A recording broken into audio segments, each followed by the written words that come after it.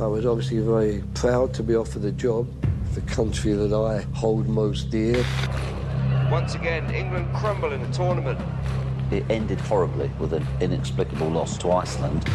A 2-1 defeat to the so-called minnows of Iceland. We went in the game as favourites and came out losing it to the underdog. Hodgson's time as a top-flight manager must be in serious doubt. If you win it, you're a winner, and if you're not, you're an ultimate loser. Football management is a tough job in a harsh and unforgiving industry. Success is all that matters, and failure is shown no mercy. In nearly 30 years of covering the sport that I love, I've been fortunate enough to watch the great and the good at work. Up close and sometimes very personal. But now I want to dig deeper, to find out what it takes to be a celebrated and successful manager, what they were born with, who inspired them, and what they've learnt on their way to the very top of the game, the changes they've seen in football, and the changes they've helped create. These are my football godfathers. Roy Hodgson is one of the most experienced and respected and widely travelled managers in world football. His coaching career spanned over 4 decades, during which time he's taken charge of no less than 16 clubs and 4 national teams, including his own native England. Football is Roy Hodgson. It's in his DNA. Looking forward to this. We've got a lot to talk about. Good to see you, indeed, yeah, indeed. Over the years, there's been a number of times I've seen you up there, and a couple of occasions down there. He's experienced every possible emotion in the game. We are constantly somewhere between sadness and euphoria. A champion coach right from the off. You hadn't coached anybody No, before. that's right. It was the real sort of Cinderella debut, if you like. A 2-time European finalist. That always will remain as the most romantic moment in my life. A resilient man who's taken some hard knocks, That was a massive blow to my pride. I don't know if I came to terms with that very well. but came back to the very top. A return to the fairy tale start of my career.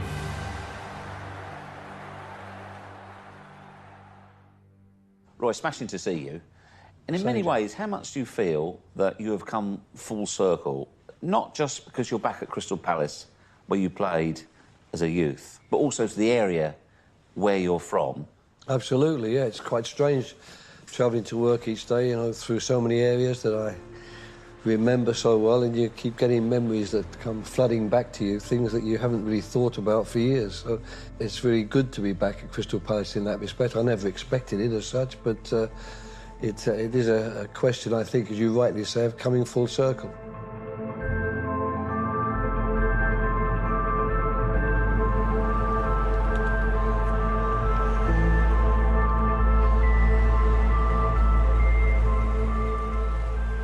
What was your very first footballing memory? I could point to one specific game, and that was funny enough, a Chelsea game, which I suppose that's what made it different, maybe.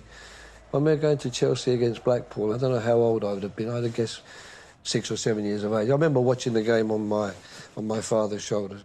It was that famous Blackpool team with Matthews and Mortensen, Harry Johnson, and I remember the crowds, and it seemed to be so much of a bigger game than the Palace games I was watching in Division 3 South.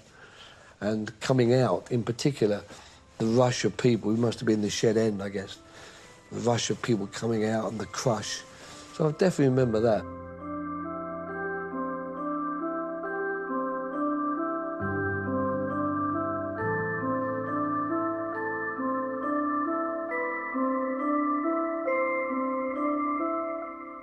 We were exceptionally lucky as well, I think, to come in and do our coaching badges at a time when the FA had really started to put some resources into football coaching. And I was very fortunate to have friends like Bobby Houghton in particular at the time who really started before me, and he was the one who really pushed it and dragged me along with him. And I think we just hit it off and found each other, and he was very good looking, Bob, so it was a good fellow to have around at the time, because when you went out dancing, there was a good chance that you might attract some attention because he was so good looking. He definitely was a good mate to have then, wasn't he? He was a good mate to have in every respect.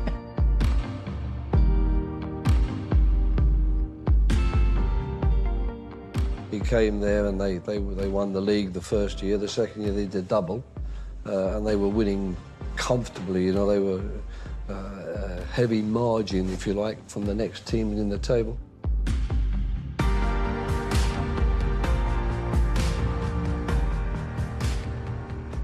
I don't know that they immediately thought, we're going to do this. I think, first of all, they ran the gamut of any Swedish coaches who might possibly be available and want the job, but I think they got knocked back so many times that in the end I was all that was left.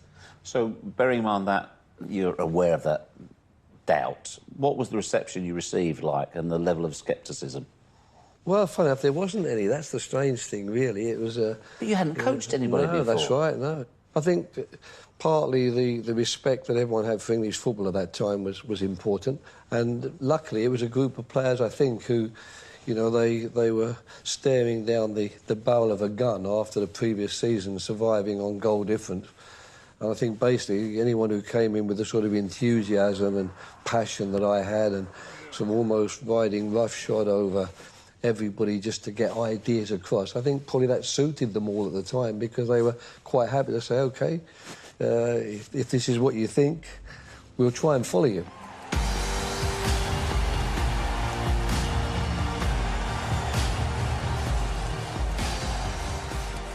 You say luckily you won the league at your first time of asking, didn't you? Yeah, that was a magical time, really. It was the real sort of Cinderella debut, if you like, certainly of a coaching career, but also a Cinderella moment, because we were absolutely tipped by everybody to go down at the start of the season, because they'd signed only one player and lost 5.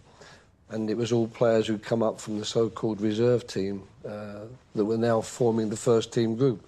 We were given no chance, so to actually win it was beyond everyone's expectations, and still, I suppose, that always will remain as the most romantic moment in my life, that journey home when we secured the championship one game before the final.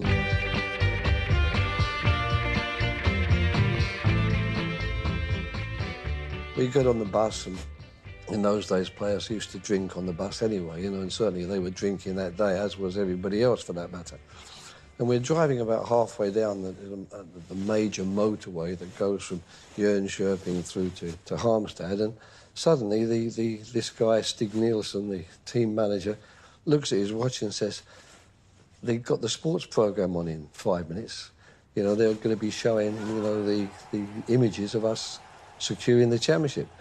So he says to the coach driver, he said, right, next exit, just pull off the exit and drive into the first village, which the guy does. And we drive into the village. He does no more than jump out of the coach and knock on the first door that he comes to. And a Swedish fellow opens the door and he says, excuse me, you know, I'm Stig Nielsen, I'm with Halmstad Ball Club here. He said, we've just won the Allsvenskan for the first time ever. It's going to be shown on the TV in a minute. Can we come in?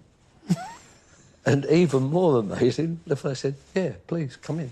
So suddenly 20, 25, 30 people pile into this guy's front room to watch this 2 or 3 minute excerpt showing Halmstad beating Norrköping to win the championship and jumping around, enjoying it. We thanked him very much, got back on the coach and drove on. I don't think even Leicester would have done that when they had their Cinderella moment.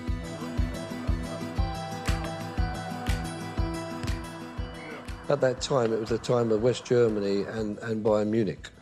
They were the dominant forces in European football. You know, West Germany were the world champions, and Bayern Munich had been winning the Champions Cup for a number of years. So, quite normally, I think, a lot of teams in Europe, especially the smaller countries like the Scandinavian ones, they say, well, what's the best way to play? Well, it must be like the Germans play. So for several years, they'd adopted the system of man-to-man marking with a sweeper or libero playing behind, doing all the covering. Of course, we came with our flat back 4. We came with our pressurising, which we learnt in England, because that was what was happening in England. And we also played very high up the field, because in those days the offside rule was a little bit different to what it is today. There was no question of, you know, is he interfering with play or not? So, of course, we got a lot of offsides, which people didn't like. But I think what appealed least of all was the fact that it was 2 young English guys, pretty arrogant young English guys as well, if the truth be told, doing it. Were you? Yeah, I think we probably were. I mean, you're very much seen as pioneers in Sweden for the style of football you introduced. They branded you the enemies of football, but you were winning things, so that was your riposte, wasn't it? Yeah, I suppose it was. I mean, I think that it couldn't have been easy for people. Sweden's a country with a proud football tradition, a proud sport. They were in the World Cup final in 1958. So, you know, it's not as if we were going to some backwater. You know, obviously they were looking always for some sort of compromise. And that compromise was easy, really. It was a question, OK, we're going to play with back fours. We are going to pressurise the ball, and we'll just compromise on how quickly we get it forward or how early we cross it and how many passes we want to see before maybe we get into the box.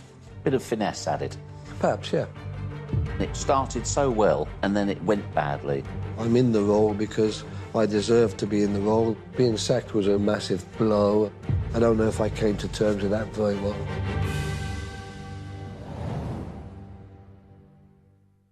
I'm looking forward to this. We've got a lot to talk about. I'm with football godfather Roy Hodgson, a man who helped revolutionise football in Sweden. That was a magical time, really. It was the real Cinderella moment. A cosmopolitan coach whose footballing odyssey has seen him manage in 8 countries during a coaching career that has spanned over 40 years. I've got something to bring a smile to your face. Yes, that's wonderful, yeah. Juventus. A career that is still going strong. Over the years, what do you think has been the most valuable lesson that you've learnt? I think the most valuable lesson is the importance of humility. I think football is a game which does humble you, because it is a game, and however well you think your work might be and whatever hopes you have that the work you're doing is going to improve a team and improve results, it is at the end of the day a game, and things will go against you, sometimes undeservedly so. So I think humility is a very, very important quality, and I'm not certain that Bobby and I had that when we were younger, but we've certainly learnt it.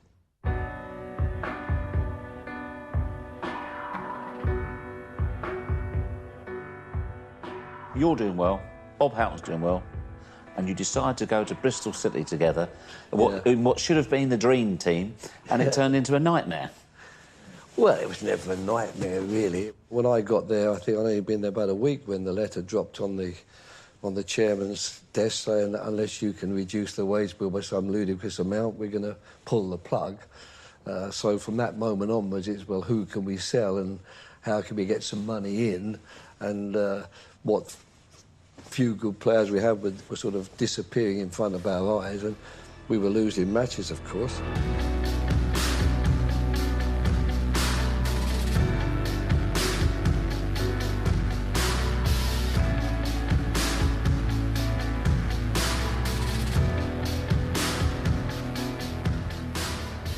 Bob went to Toronto, which he invited me to go with him. But I thought maybe that wasn't such a good idea. I should really try and get another job. And really, that's the only opportunity that came my way, was someone who took pity on me and said, well, he didn't do that badly at Halmstad, we'll give him a go here.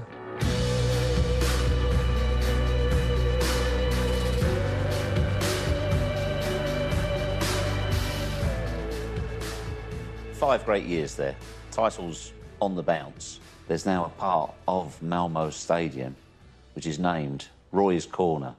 Yeah, that's a little group of sort of fanatical fans.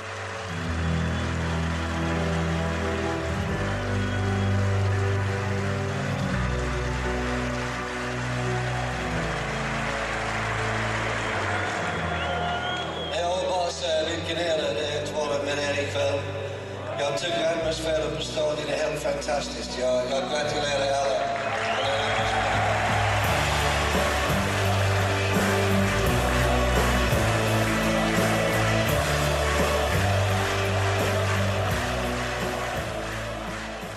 Obviously, with all your success there, does it bring a wry smile to you that when you first went to Sweden, there was resistance to your methods and style? I don't know that there was ever resistance from the players. That's the thing. I think, to be fair, the resistance was from the outside. All it did really was add to our bit of a siege mentality, in a way that, you know, we know what we're doing. They're only jealous because they can't beat us at what we're doing. So we never really felt that we were in any way ourselves as coaches damaged or affected by the fact that there was resistance, because the resistance was coming from the Swedish Football Association, and, you know, this isn't fair, you know, they're playing like this and we can't beat them.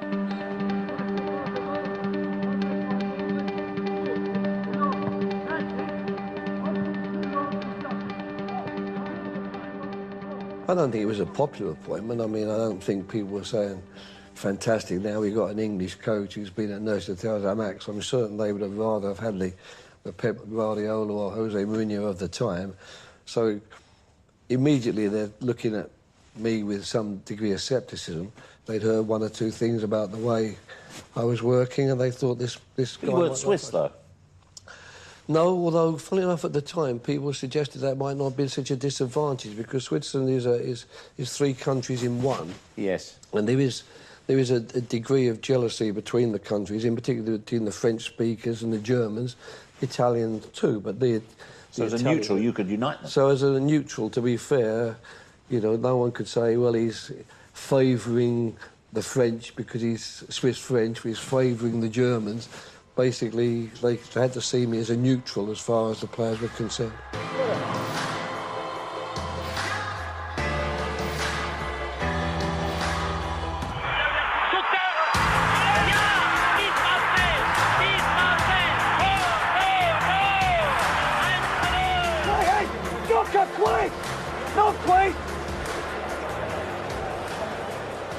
I think they were quite looking forward to new ideas, fresh impulses, and to be fair, that team that I took over in the 95-96 season wasn't really full of the so-called, you know, big names that people expect.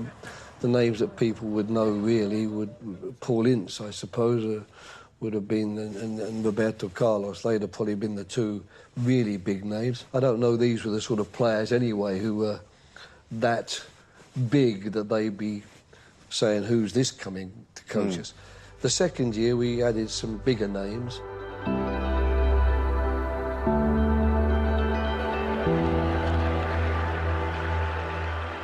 At what point as a coach, and where do you have to be to have complete confidence that you can talk to any player on any level about anything? Yeah, it's a very good question. I mean, I think that you do need a certain amount of lack of self-awareness or certainly a lack of self-doubt. I think you do need a degree of inner confidence that enables you to take on the role and accept that I'm in the role because I deserve to be in the role, and the people who've chosen me believe I have all the qualities necessary to do the role. So I've got to project myself now and make certain that I show those qualities.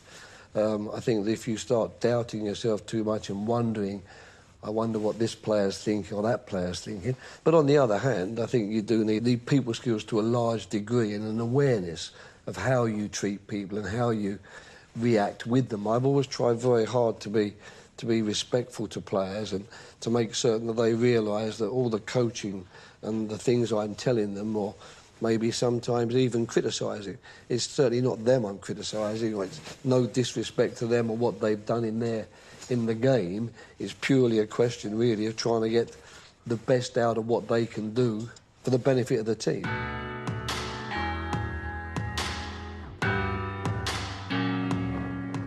Blackburn started so well, and then it went badly, and it seemed as though you took it badly as well.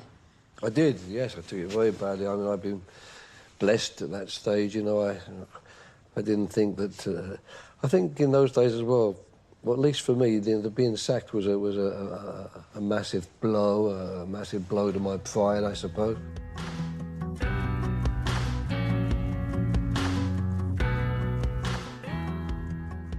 What sort of body blow was it to your confidence the first time you're sacked? I was more angry, I think, angry at it happening. But then you start after a while turning in on yourself, as one perhaps should do, and then you get a bit angry with yourself. Because it happened in England, did that amplify your feelings? It was probably the amount of praise and the way I was treated and looked at in that first year when we did so well. I know I got at least 2 Manager of the Month awards and was nominated as a Manager of the Year, etc., etc. If my head ever became too big, it was a result perhaps of what was said and how I was talked about in that first season, and then contrasting that with the start to the second season where we did poorly. I don't know if I came to terms with that very well. I should think that was something, if I was to look back and see what I was doing, what I was saying, how I was reacting, I would be mortified now and say you shouldn't be doing those things. But you do it, unfortunately. Hindsight is a wonderful gift. It is a wonderful gift. I don't have it.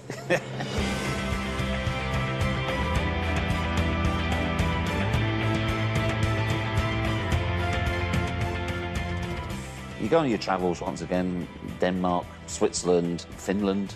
I'm just wondering, how almost portable was your methodology? I think that systems of play and the actual tactical side of the game is, I think they're very portable. I think they definitely transfer, quite easily, because basically most people would agree that when you lose the ball, it's good if you get it back. And they would also agree that when you've got it, it's not a bad idea when you're in the other team's half of the field to get it somewhere close to the goal where you might score. It's not that complicated, that side of it.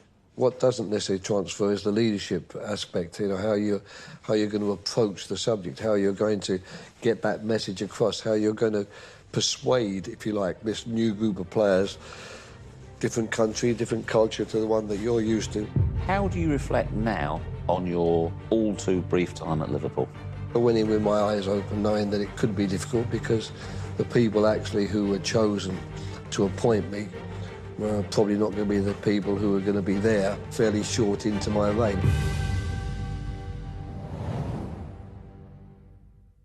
I think football is a game which does humble you. I'm with Roy Hodgson, a football godfather whose managerial journey has seen him coach 16 club sides and 4 national teams. That was a massive blow to my pride. I don't know if I came to terms with that very well. A man who has experienced the extremes of the highs and lows of football. We are constantly somewhere between sadness and euphoria. In 2007, Roy was appointed manager of Fulham. He rescued them from the brink of relegation and took them to the Europa League final. I've got something that's going to guarantee to bring a smile to your face. That's the programme. Oh, yes, that's wonderful, yeah. Juventus. Fulham against Juventus. Yeah, that was a wonderful game. Fulham really was 3 wonderful phases for you, wasn't it? To avoid relegation on the last day. Yep. That incredible UEFA Cup run, which led to you being voted by some distance the LMA Manager of the Year. That was a wonderful period of time. It was fantastic, really, to get that opportunity, because that was also a return to the fairy tale start of my career. It wasn't quite Harmstead Ball Club 1976, but there was an element of it.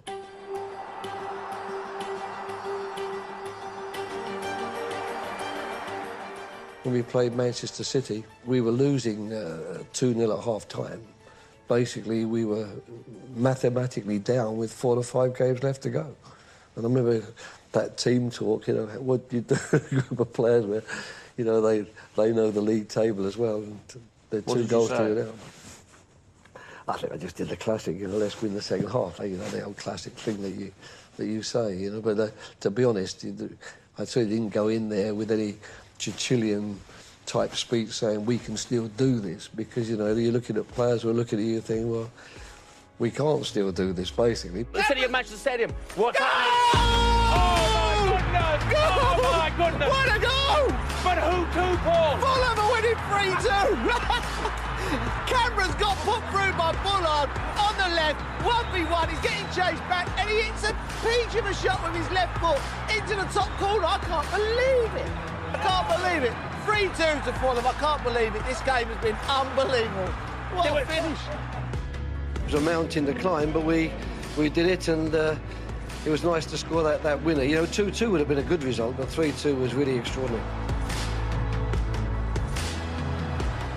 That was the enormous boost, and then you go to the last game needing to win against a Portsmouth team that really reached the FA Cup final, and you win that one, and suddenly you realise that the angel is still there, the one that's been looking after you for so long is still on your shoulder.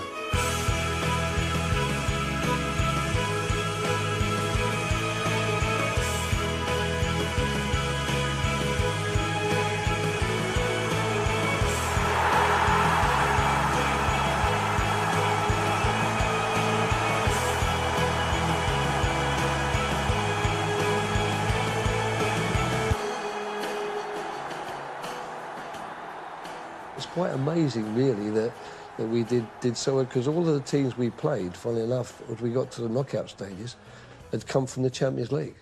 Dropped down. And dropped down. Whereas we'd come from playing a team in Lithuania and a team in Russia, Amkar Perm, just to get ourselves in the first, you know, into that little group of clubs. And there, you know, it wasn't easy. Basel, when we beat Basel, they hadn't been beaten there. And their home ground in the group stages. Roma, of course, we had.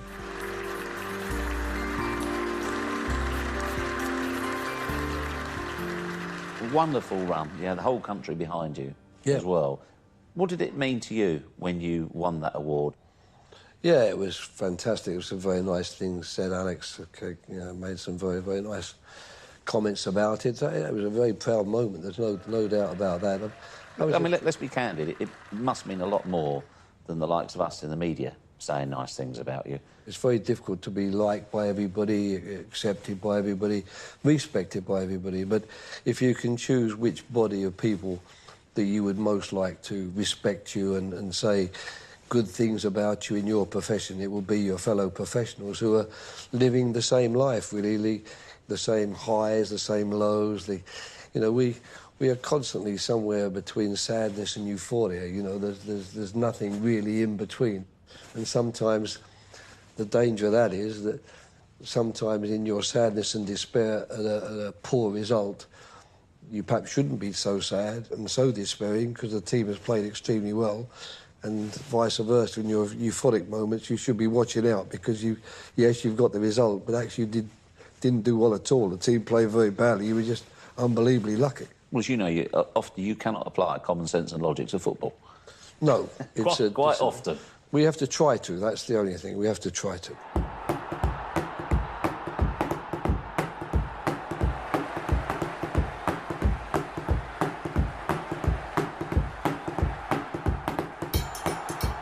I'm not a fan because they're so ridiculously simplistic.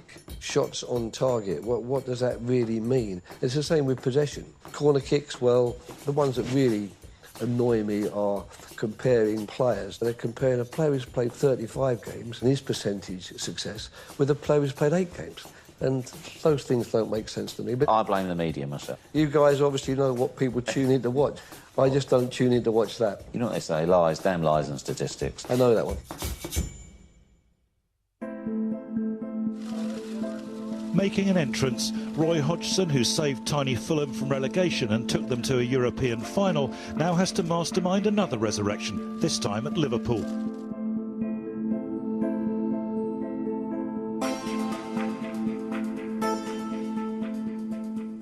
How do you reflect now on your all-too brief time at Liverpool? Well, I had to take the job, really, when it was offered to me, because Liverpool is a fantastically big club. You know, when a club like Liverpool comes calling, you don't say no. But I also went in with my eyes open, knowing that it could be difficult, because the people actually who were chosen to appoint me were probably not going to be the people who were going to be there, even fairly short into my reign. And, of course, that's what happened. And we didn't get the results. That's the bottom line. His fears were confirmed, with the new owners deciding he wasn't the man to take the club forward. I don't feel any bitterness with regard to the owners or the club itself. I'm still privileged to have been there, albeit for a short period of time. And I don't honestly think I could necessarily have done an awful lot more. Perhaps I made that mistake of following a coach and coaching.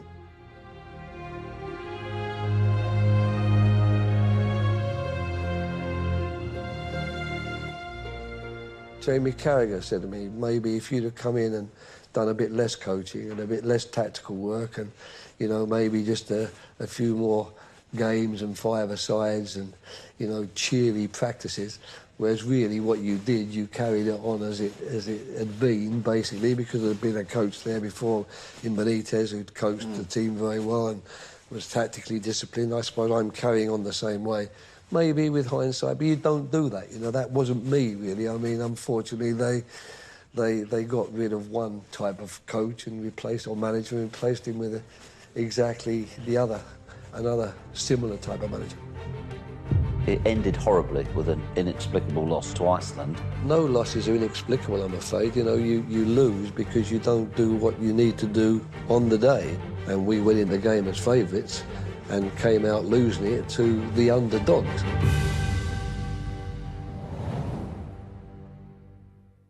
We're here to talk football. Come on, take a seat. I'm with Roy Hodgson, a football coach with over 40 years' experience. If I was to look back and see what I was doing, I would be mortified now. A man who won a league title in his very first season as a coach. That always will remain as the most romantic moment in my life.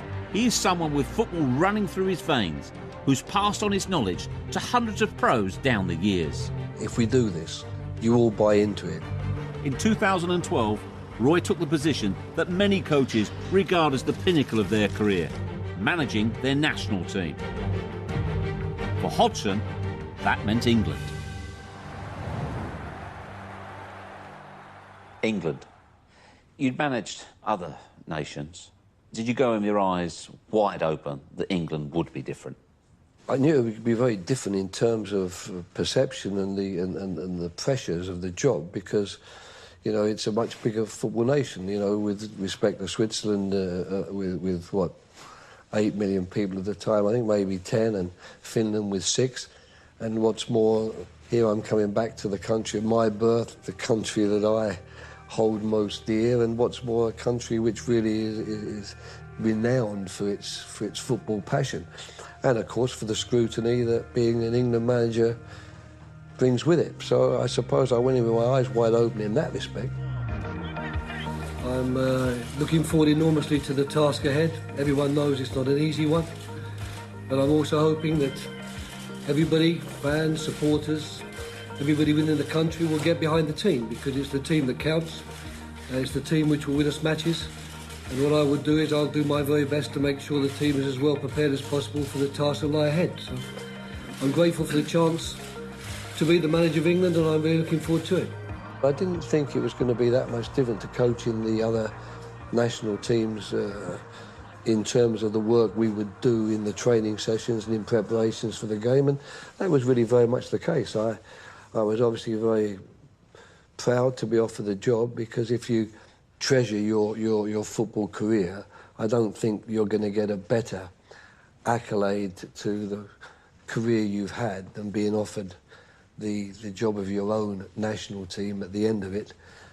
So it was a really good moment when I was offered the job, and I've got to say that the 4 years, when I look back on them, I look back on it more with pleasure and pride than anything else. I'm just obviously, like everyone else, connected with England, and that would include very much the players I work with. We were all very disappointed that when it came to the tournaments, we weren't able to recognise some of the potential which I thought we'd shown in the qualifying periods.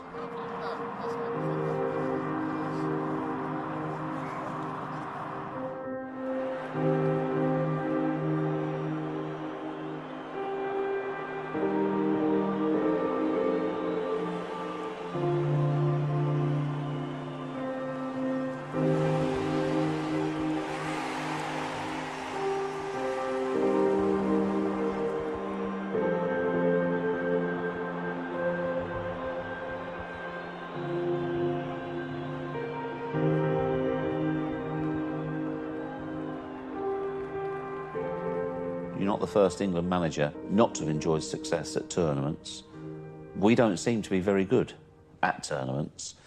Are you any the wiser as to why, having had the job? I think we'll always have a slight problem. The tournaments come in that period a month after a very long season has ended, and it doesn't always seem that we can harness the players' energy and skills in quite the same way as we can in those early qualifying matches in September, October, November, where we seem to play so well. What about mentally? Are England strong enough or as strong as their counterparts? Yes. Oh, yes, I think so.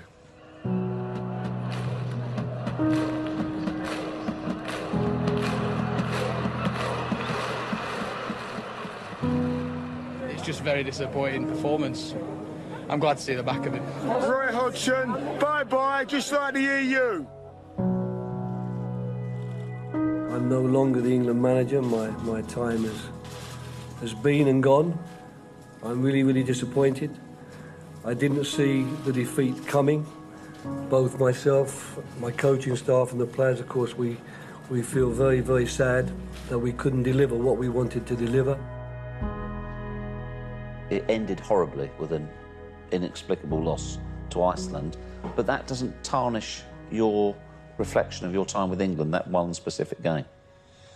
Well, it's like I've been saying all along. I mean, if one game is all it takes, then really we might as well not have bothered with the 4 years and the 4 years work in between and just thrown 11 players out. And if you win it, you're a winner, and if you're not, you're an ultimate loser. I don't agree with that philosophy, really. And no losses are inexplicable, I'm afraid. You know, you lose because you don't do what you need to do on the day. It can be down to mistakes, it can be down to refereeing decisions, it can be down to climatic conditions. There's so many things can change a football match. And, you know, as Iceland have proved, you know, they're not quite the impossible or hopeless team that we in England had made them out to be. I still think that with the players we had and, you know, the way we'd done going into the tournament, that it was set up for us to win the game, of course. And we went in the game as favourites and came out losing it to the underdogs. I think you'll see a lot of teams as well that you don't, at this moment, consider as being any good at all, or teams which, you know, we as football experts might think, well, they're not a threat. I think some of them might prove to be a threat. You actually foretold this, because when you addressed the Cambridge Debating Society at Cambridge University, and this was some time before the tournament, you said there's no easy games at international level anymore. And you said, I'm not just saying that. For instance, Iceland have just beaten Holland. Yes, there you go. They beat England too.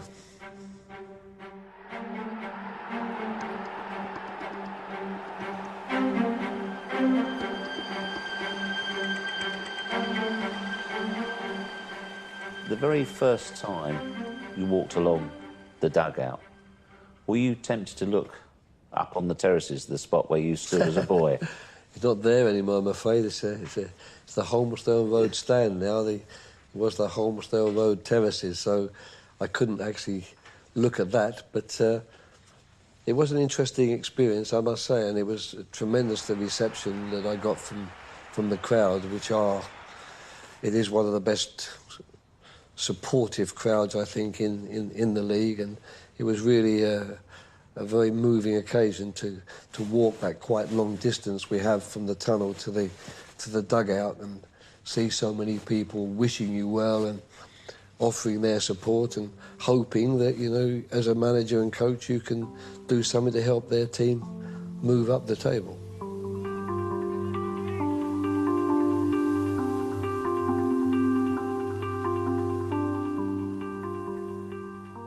If Roy Hodgson now could go back in time, what advice would you give to a young Roy Hodgson who just started out his journey? That's a very good question. I know what advice I would give to young coaches starting out today. I'd often say to them, don't be too anxious to start at the highest level too early. I mean, I didn't do that anyway, really. I did it with first teams, but at least it was in a different environment to the sort of even somewhat toxic environment we have sometimes at coaching and management level here in England at the league clubs, because I think you need to get some coaching behind you before people start making those very stern judgments they're going to make on you and your ability. And there's such a risk these days that we're going to lose a lot of good coaches because they'll get a good job pretty early on without having a lot of experience to fall back on, and before they know where they are, the results won't have gone the way the club wants. They'll find themselves out of work, and a couple of sackings later, their career's over. So I think my advice to them would certainly be, don't be afraid to take it a little bit easy in the beginning and get in the game and stay in the game and get your coaching and wait for those bigger moments to come along, and don't necessarily feel aggrieved that you haven't stepped straight into the top job the moment you've hung your boots up. This career has spanned over 4 decades, 16 clubs, 4 countries. Do you still enjoy it as much, or do you possibly enjoy it more? Certainly as much, Jeff. I mean, it's hard to quantify, really. I know that in the year that I didn't work after England and was debating whether I wanted to continue or not, the longer the year went on, the more I felt you could still be doing this, really. You know, you've got the energy still, you've got the passion and the enthusiasm still. You're as fit probably as you've been for a number of years. You know, you could be doing this. So when a great opportunity came along, and when Steve Parish and Dougie Freedman, you know, called me and said, you know, what about coming to Crystal Palace, it was fantastic. It was just the right time for me, really.